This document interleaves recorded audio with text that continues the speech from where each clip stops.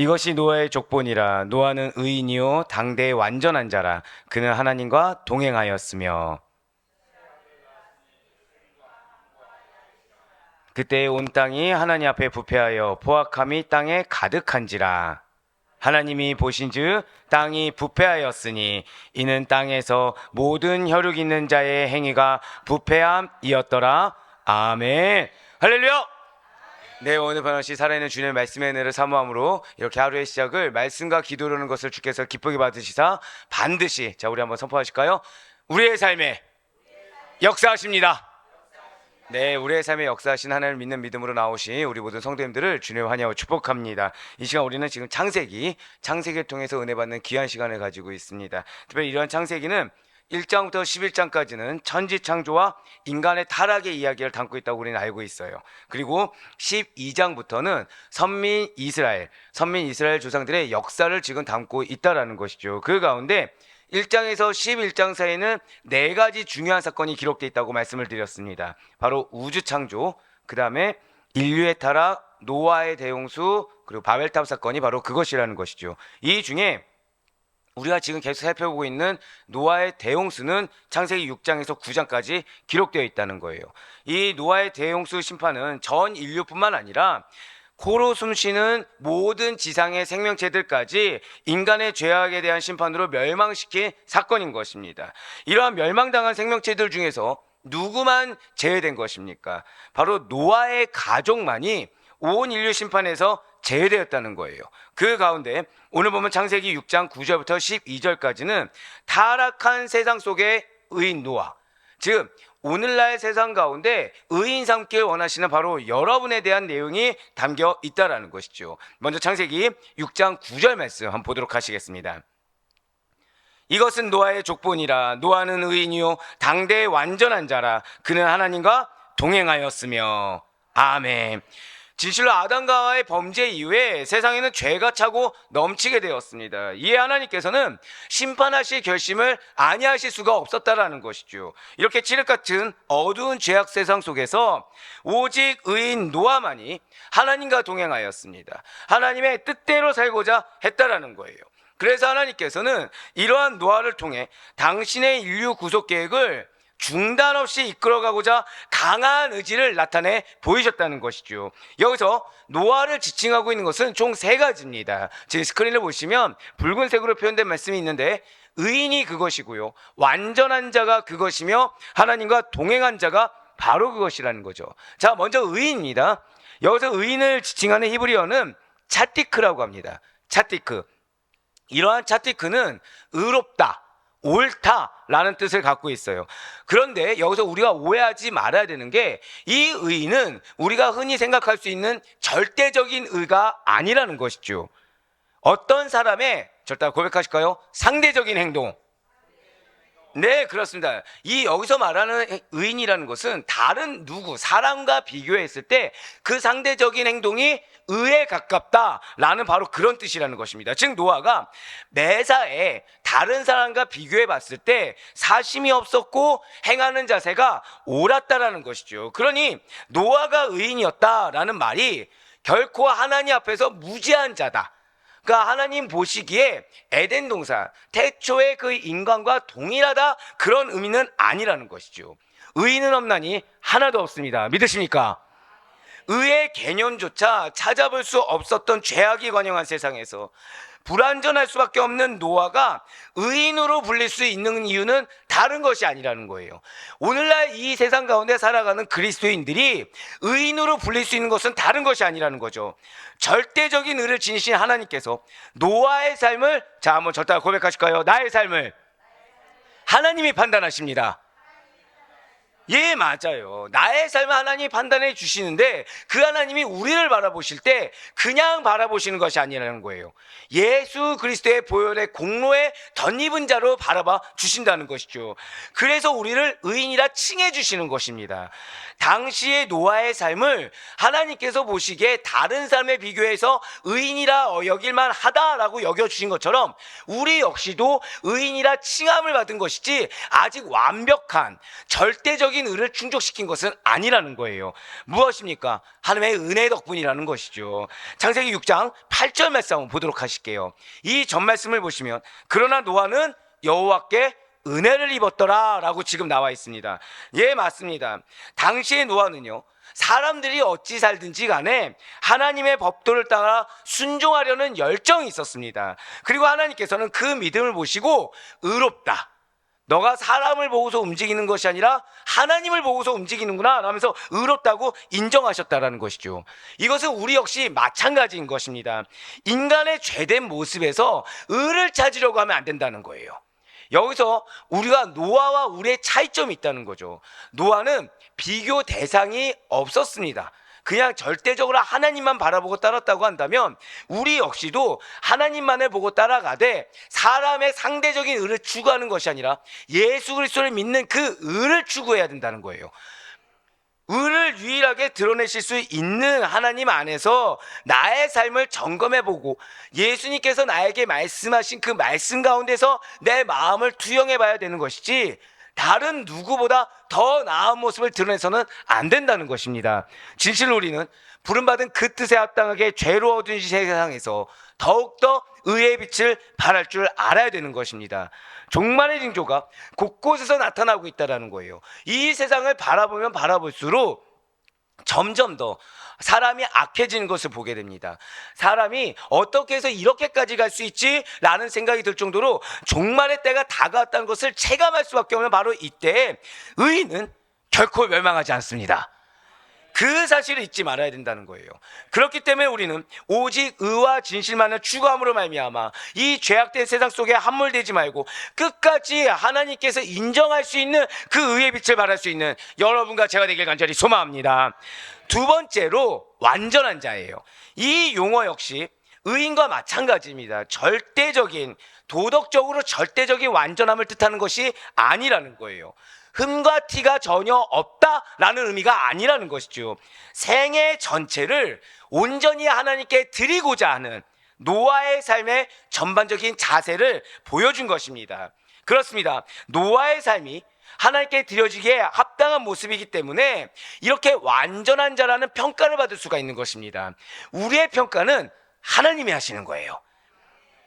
비록 죄와 허물로 우리가 얼룩진 삶을 살아가는 것은 맞습니다. 하지만 예수 그리스도만을 바라보고 나의 삶을 온전히 하나님께 바칠 때 완전한 자라고 칭함을 사람이 몰라주더라도 하나님께서 완전한 자라고 칭함을 허락해 주신다는 사실을 잊지 마시길 바라겠습니다. 그래서 사도 바울이 우리에게 이렇게 선포하고 있어요. 바로 고린도전서 6장 11절의 말씀입니다. 너희 중에 이와 같은 자들이 있더니 주 예수 그리스도의 이름과 우리 하나님의 성령 안에서 씻음과 거룩함과 의롭다 하심을 받았느니라. 아멘. 그렇습니다. 오늘 지금 고린도전서 말씀을 보면 우리가 어디에서 의롭다 하심을 받을 수 있는 것입니까? 먼저는 예수 그리스도의 이름인 것입니다. 그리고 성령 안에서 씻김을 받아야 된다는 것이죠. 성령 안에서 거룩함이 회복돼야 된다는 거예요.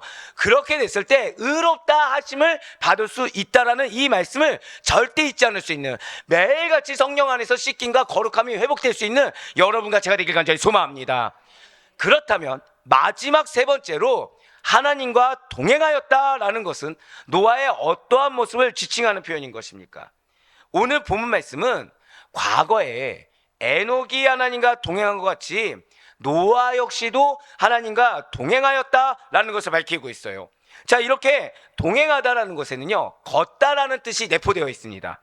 동시에 절대 고백하실까요? 삶의 방식을 따르다. 동행하다라는 히브리어 원어에는요, 단순히 같이 걷다 여기서 끝나는 것이 아니라 삶의 방식을 어떻게 한다고요? 따르는 거. 그러니까 우리가 동행할 때는 같이 평행성사에서 걷는 걸 생각하지만 원어 자체에서의 동행함은 따라가는 겁니다. 삶의 방식을 하나님이 말씀하신 대로, 삶의 방식을 하나님이 원하시는 대로 따라가는 것을 뜻하고 있다는 거죠. 즉 에녹이 하나님의 뜻에, 하나님이 원하시는 그 삶의 방식에 어긋나는 일을 찾아보기 어려울 정도로 가깝게 살았듯이 노아 역시도 마찬가지였다는 거예요. 당시의 사람들이 죄가 점점 더 관영해져 가고 죄가 죄를 더해가는 것이 당연한 세상 가운데 노아는 삶의 방식을 누구를 따랐다는 것입니까? 하나님의 말씀, 하나님이 원하시는 그 수준 그대로를 따라갔다는 것이죠. 하나님과 보조를 같이 했다는 거예요. 하나님께서 빨리 가기를 원하실 때 빨리 갑니다. 하나님께서 멈춰서기를 원하실 때 멈춰섭니다. 하나님께서 천천히 가기를 원하실 때는 천천히 가는 것과 같은 삶을 계속 유지해왔다라는 거예요. 진실로 우리가 걸어 다닐 때 하나님께서는 우리 곁에 함께 하시고 우리를 친히 책임져 주십니다. 하나님이 우리의 삶을 빠르게 걷게 하실 때도 있고요, 천천히 가게 할 때도 있고 멈춰서게 할 때도 있다라는 거예요. 예, 거기에는 이유가 있다라는 것입니다. 왜죠? 당신의 섭리가 있는 것입니다. 우리를 향한 당신의 계획이 있다라는 거예요. 그 가운데 보호하심이라는 거, 돌봐주심이라는 것은 하나님의 삶의 방식을 따르는 자들에게만 허락된 은혜인 것입니다. 그 길을 따르지 않으면 하나님께서는 왜 그 길을 가야 되는지 깨닫게 하는 거, 결국 절대 고백하실까요? 믿음의 회복. 네, 맞습니다. 믿음의 회복이 우선되기 때문에 그 가운데 보호와 인도, 우리의 삶을 당신의 계획대로 이끄신 것보다 더 우선된 먼저 하나님과의 신뢰 회복, 하나님에 대한 믿음의 회복이 최우선이 된다는 것이죠. 하지만 사랑하는 여러분들 반드시 기억하시길 바라요. 누구든지 이러한 만군의 하나님과 동행하며 하나님의 보호하심을 받아야만, 즉 하나님과 동행하는 길 가운데 하나님의 인도하심과 보호하심을 받아야만이 험악한 이 세상에서 죄에 물들지 않고 신앙의 승리자가 될 수가 있다는 것입니다. 노아가 승리자가 될 수 있던 것은 딱 하나라는 거예요. 하나님의 삶의 방식을 따랐습니다. 결국 하나님의 삶의 방식을 따르는 것에 의인이라 칭함을 받을 수가 있었던 것이고 완전한 자라고 칭함을 받을 수가 있었다는 것이죠. 그렇기 때문에 하나님과 동행하는 것은, 즉 하나님의 삶의 방식을 따라가는 것은 성도라면 반드시 끊임없이 추구해야 될 삶의 원리라는 사실을 잊지 하시는 가운데 언제나 하나님과만 동행할 수 있는 여러분과 제가 되길 간절히 소망합니다. 이어서 창세기 6장 10절과 11절 말씀도 보시길 바라요. 세 아들을 낳았으니 셈과 함과 야벳이라. 그때 온 땅이 하나님 앞에 부패하여 포악함이 땅에 가득한지라. 아멘. 자, 지금 노아가 낳은 세 명의 아들들은요, 홍수 이후에 인류의 역사를 새롭게 시작할 중요한 사람들입니다. 그래서 창세기 5장 32절 말씀에 이어서 다시 한 번 더 언급해주고 있어요. 자, 진실로 노아 당시의 사람들은 심히 부패하였습니다. 왜 부패라고 말씀드렸는지는 아실 거예요. 가인의 계통의 사람들이 아니에요. 셋의 계통의 사람들, 즉 하나님께서는 당신을 따르는 자, 말씀 가운데 거룩한 계보가 무엇인지를 보여주기를 원하셨지만 그 뜻대로가 아니라 가인 계통의 사람들을 따라 행하기 시작했다는 것이죠. 그런데 그러다 보니 무엇이 문제인지 모르는 상태에서 죄가 점점 더 쌓여간 모습을 우리는 볼 수가 있습니다. 그것을 뭐라고 말씀하세요? 부패는 다른 것이 아닙니다. 우리가 정체성을 놓치고 세상 사람들과 동행하며 나아갈 때, 하나님과 동행해야 되는데 세상 사람들과 동행하며 나아갈 때 부패했다고 표현하시는 거예요. 도덕적으로나 종교적으로나 다 타락했습니다. 노아 당시의 사람들은 신령한 것에는 관심을 갖지 않아요. 세상적인 것만을 추구하는 사악함을 가졌다는 것이죠. 즉 가인 계통의 사람들, 네피림이라든지 그들이 무엇을 행하는지에만 관심을 갖고 따라가는 데만 포커스를 두었다는 거예요. 당시의 사람들은 하나님을 바라보지 않습니다. 하나님을 무서워하지 않아요. 하나님의 면전에서 공개적으로 악을 행했습니다. 자, 지금 이 상태가 어떤 상태인가요? 하나님이 120년의 유보기간을 주셨어요.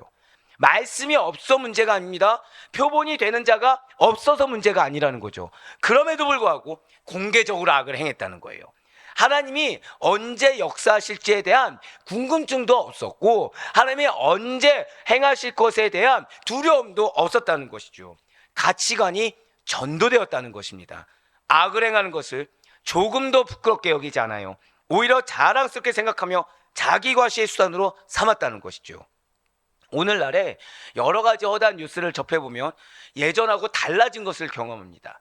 예전에는 일부 사람들만 자신이 악을 행한 것에 대해서 두려움이 없었다고 한다면 요즘은 점점 뉴스를 접하면 접할수록 자신을 오히려 드러내는, 범죄가 1차에서 2차 가해, 3차 가해까지 가는 것을 보게 된다는 거예요. 너무나도 동일한 시대라는 거죠. 지금 이 시대에 말씀이 없습니까? 아니요, 말씀이 선포되고 있어요.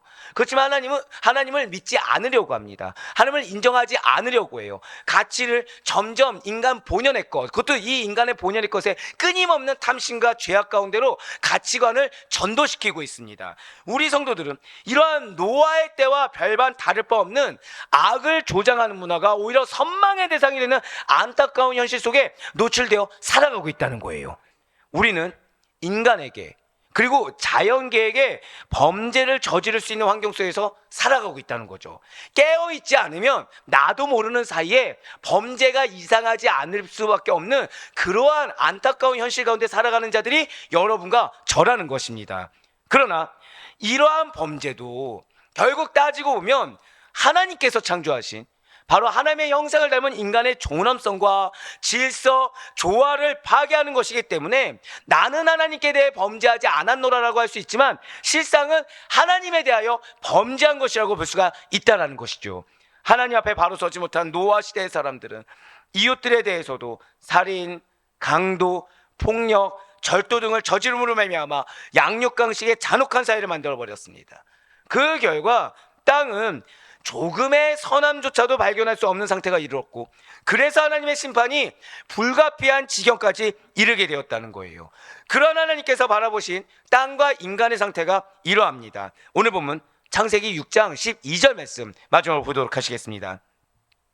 하나님이 보신즉 땅이 부패하였으니 이는 땅에서 모든 혈육 있는 자의 행위가 부패함이었더라. 아멘. 진실로 하나님께서는 지금 죄악된 인간을 보시며 안타까워하고 계십니다. 아마 우리가 한탄하다라는 말씀을 아마 들으셨을 텐데 왜이겠습니까? 다른 것이 아니에요. 절대 고백하실게요. 그들의 행위, 이걸 기억하셔야 돼요. 하나님이 안타까워하신 것은 우리의 행위를 보실 때입니다. 그들의 행위가 지금 부패했기 때문이라는 거예요. 사람들은 자기의 삶의 길, 즉 자기도 모르는 사이에 생활 양식이나 행동 양식을 스스로 파괴해가고 있습니다. 하나님께서 보시기에 인류는 스스로 하나님과 멀어져서 악한 길로 가고 있다는 거예요. 그러나 스스로 문제가 문제인지 모르고 있습니다. 왜죠? 판단의 기준이 사람이기 때문이라는 거예요. 판단의 기준이 사람이다 보니까 하나님의 말씀도 아니에요. 하나님께서 원하시는 삶의 방식이 판단의 기준이 아니다 보니까 그들이 문제가 문제인지 모르고 다른 사람보다 조금 더 낫다고 여기지만 어느 순간 삶이 생활이 지나다 보면 나의 모습이 이전의 그들의 모습보다 더해가는 것을 발견하고 있어요. 그런데 문제는 옆에 있는 사람들은 더한 죄를 짓고 있다는 거죠. 그러니 내가 지금 어떤 상태인지 모르고 있더라는 것입니다. 어디에 구원의 길이 있는지 분별조차 하지 못했어요. 그래서 그들은 멸망을 초래했습니다. 사랑하는 우리 성도 여러분들, 인간이 자신을 지으신 위에 계신 하나님을 생각하지 않고요, 그저 이 땅에서 먹고 자고 즐기며 잘 사는 것만을 추구한다고 한다면, 정확히는 나에게 집중하고 사람에게 집중한다고 한다면 이는 내일을 기약하지 않고 그날 주어진 삶만을 사는 동물과 별 다를 바가 없습니다. 인생은 목적지를 향해 끊임없이 여행하는 나그네 길에 비유될 수가 있습니다. 그리고 이러한 나그네 인생길에 있는 자들은 먼저 그 지향하는 목적지를 반드시 설정해야 된다는 거예요. 우리에게 가장 중요한 것이 무엇이라고요? 목적지를 설정해야 됩니다. 우리가 어디를 가는지 이 표대를 놓쳐서는 안 된다는 거예요. 또한 그 목적지까지 걸어가는 발자취 하나하나를 하나님 보시기에, 자 마지막으로 절대 고백하실까요? 하나님 보시기에, 네 맞습니다, 하나님 보시기에 아름답도록 만들어야 된다는 것이죠. 그러한 자들만이 장차 천국에서 하나님을 뵙게 되며 값진 행위의 상급을 받게 된다는 것입니다. 그러니 오늘 이 말씀을 반드시 기억하시길 바라요. 우리가 하나님 앞으로 나아가는 이 과정 가운데 하나님은 목적을 잊지 말라고 하십니다. 하나님은 기준을 잊지 말라고 하십니다. 하나님은 누구 앞에서 발자취를 누구에게 보이는지 잊지 말라고 하고 계세요. 그래서 정말 바라옵고 낳기는 우리의 목적지는 예수 그리스도가 표대가 되시며 우리의 걸어가는 발자취를 판단하시는 하나님이시고, 그 가운데 우리의 행하는 길은 하나님께서 원하시는 삶의 방식, 하나님께서 말씀하신 삶의 방식이 아니고서는 우리가 의인으로 칭함받는 것을 증명할 수 없다는 사실을 기억하시는 가운데 우리네 인생의 참된 길을 깨달으시고 여러분들을 부르시길 원하시는 그 이름, 의인으로 완전한 자로 하나님과만 동행하는 자들로 살아갈 것을 결단해 나가는 여러분과 제가 되길 간절히 소망합니다. 그런 가운데 언제나 선한 영적 분별력과 영적 결단력으로 말미암아 하나님 보시기에도 우리의 인생의 마지막까지 의롭다고 완전하다고 하나님과만 동행한다고 인정받으시고 칭찬받으며 나아가는 여러분들 하루의 삶이 될 수 있기를, 평생의 삶이 될 수 있기를 주님의 이름으로 간절히 축원합니다.